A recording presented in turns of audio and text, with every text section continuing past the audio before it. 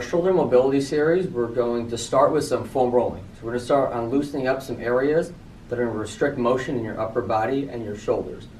So for now, we're going to start with two big areas, your lats and your pecs.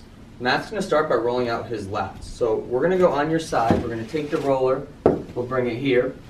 And we're going to bring one arm and bring it overhead on the roller. So Matt's going to set up with that roller under his armpit. And let's flip Matt just so that they can see what that lower arm's doing while you're rolling. That's perfect right there. Arm is straight, palm faces the ceiling, which will open up the lat a little bit under your armpit. Yep. Your top arm can push down into the floor for support, as well as that top foot. So we'll bend the top knee and push that right down in front.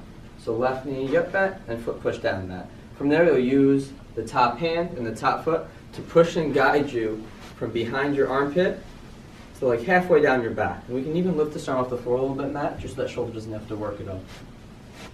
There we go, palm to the ceiling.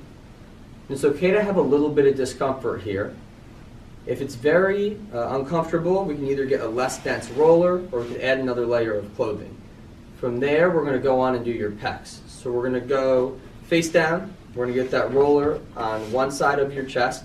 Good, and we'll spin the roller too so it's parallel with you. It'll make it a little bit smoother as you roll through. Perfect. We'll go down in the forearm on your one arm. We'll bring the knee up towards your chest to give you some leverage on the left. And then we'll kind of push and roll from towards your armpit in towards your sternum. So getting all through your pec muscles. And take these nice and slow. Think like we're going 1 inch per second as you're rolling through right here.